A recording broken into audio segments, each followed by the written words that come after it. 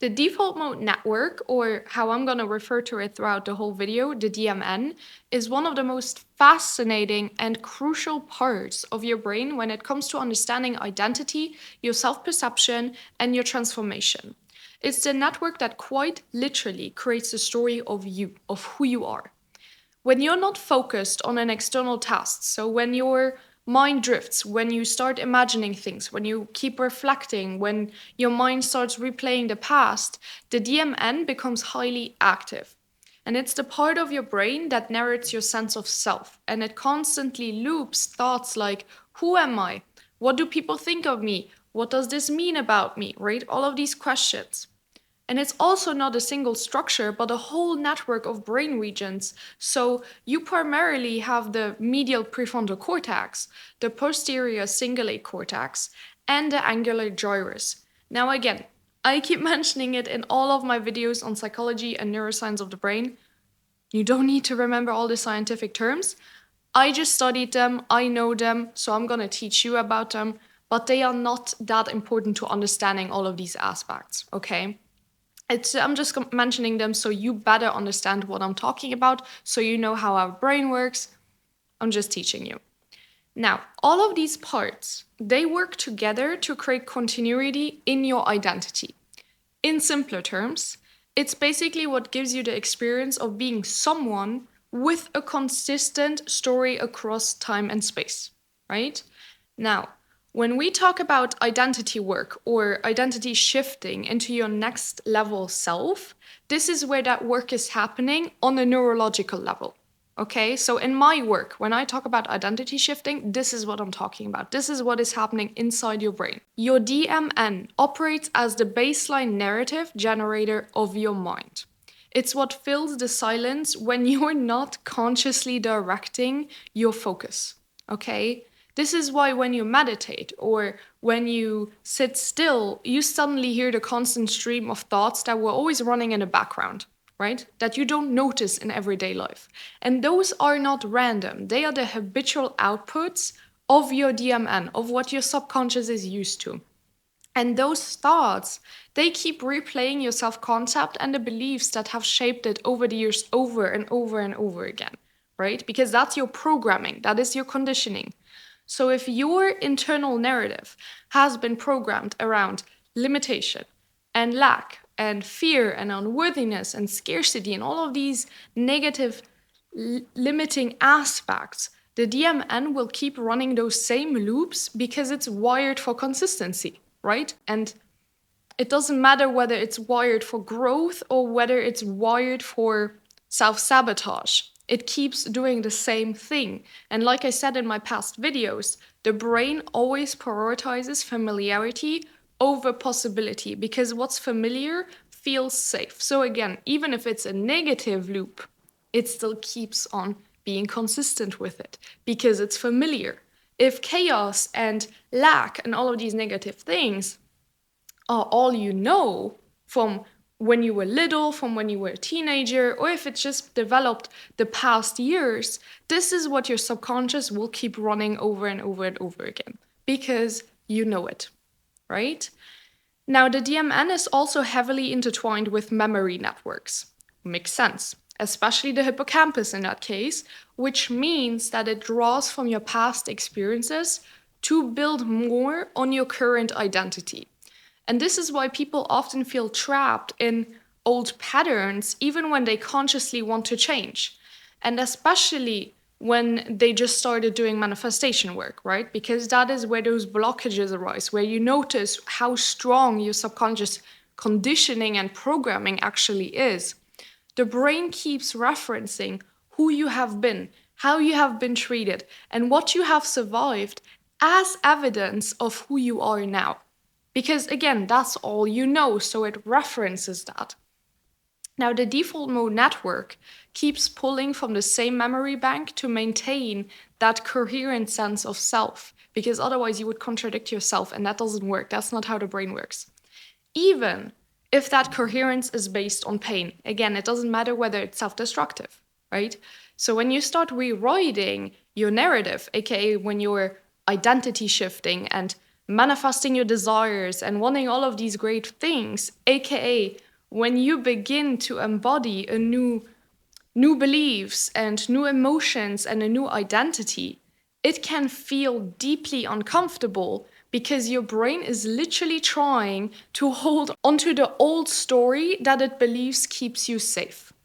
And remember, your reality is a reflection of your internal state. And that reality needs time to shift once your internal has shifted. Right? So don't be fooled if you started doing all the work for manifestation and healing and rewiring your subconscious mind and your reality hasn't caught up yet. Sometimes it takes a little bit of time to catch up. Now, healing and transformation require you to bring awareness to what your DMN is constantly narrating. So you cannot rewire what you don't witness, what you don't experience. So the first step is noticing the automatic thoughts that play when you're not consciously engaged. When, for example, when you're driving, when you're scrolling, when you're just laying in your bed looking at the ceiling, when you're drifting off and start daydreaming, when you're showering, when you're falling asleep, right? All of these automated behaviors. These are the moments that your default mode network is most active. And those exact moments reveal your true subconscious identity.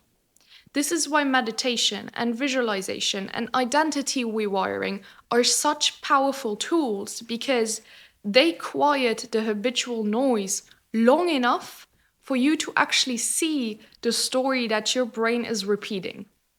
And once you see it, that's when you can begin to redirect it, to shift it, right? So everybody that says that all of these tools are nonsense, sorry to break it to you, has not understood the capability of these tools, the possibility of utilizing these tools, and has not understood how to actually use them, or has never even used them in the first place and is just judging based off of what the masses say. Because it's been very trendy the past years to just diminish meditation and visualization and all of these tools because they're not deep enough. But in actuality, none of these people that believe that actually understand how to utilize those tools. That is my belief. Now, it's important to understand that the DMN is not your enemy, even if it's wired that way, right? It's not trying to sabotage you on purpose. It's just trying to stabilize you, to be a coherent network that works. And its entire purpose is to basically just preserve continuity of yourself, right? Have a coherent sense of self. The problem simply is that the self it's preserving is outdated. Let's say it like that. So instead of trying to silence your thoughts or escape your inner dialogue, your job is to simply educate, re-educate, better said, your DMN. So you teach it a new story through repetition and through emotional engagement and through embodiment. And every time you consciously affirm your new identity, and I'm not talking about just words, right? Because empty words don't do anything. If we've learned anything from my videos, empty words don't do anything. But through feeling, intense emotional feeling and behavior, that is when you begin to overwrite the old story that your DMN keeps referencing to. And you give it a new reference. You're giving it new material to work with. And over time, it then starts running new loops automatically. So you become a new person.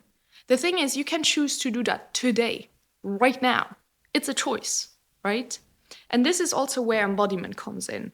You cannot just think a new identity into existence, right? You can have a thought about wanting to do it, but actually doing it requires action. Your body has to experience it.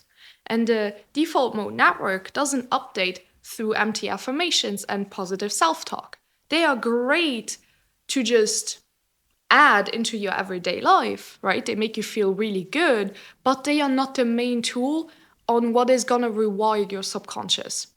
Your subconscious updates through congruence. So when your thoughts, emotions, and behaviors, they all align with your new identity. That is when your DMN begins to accept it as your new baseline. Because again, You can tell yourself as many affirmations and positive self-talk all day long as you want, but if you go out and you disrespect yourself, you don't set any boundaries, you let everybody step over you, you let your friends treat you like crap, you let your family ignore your boundaries and disrespect you.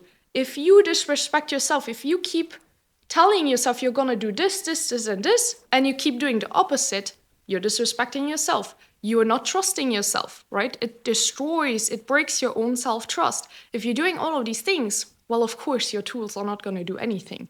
Your tools are not gonna have any effect because your behaviors and your actions, and therefore your emotions, are completely contradicting to your thoughts, right? Makes sense. For example, again, if you're rewiring from I am not enough to I am deeply worthy, your brain needs evidence to support that new truth. You cannot keep treating yourself as someone who is not enough. You cannot allow treatment anymore as someone who doesn't feel like enough. You have to change all of that. And that evidence comes from your actions. Again, setting boundaries, speaking up for yourself, keeping promises to yourself, right? Not just from other people, not just having other people keep promises to you, but you have to keep your own as well. That is the most important. Those are the most important ones. Taking care of your body, showing up with self-respect, taking care of yourself, looking nice, right? Not running around like a homeless person just because you're home, for example. The DMN will start associating this new behavior with safety. And as it does, it rewrites your inner narrative to match, because that's your new familiar environment. Does this make sense so far?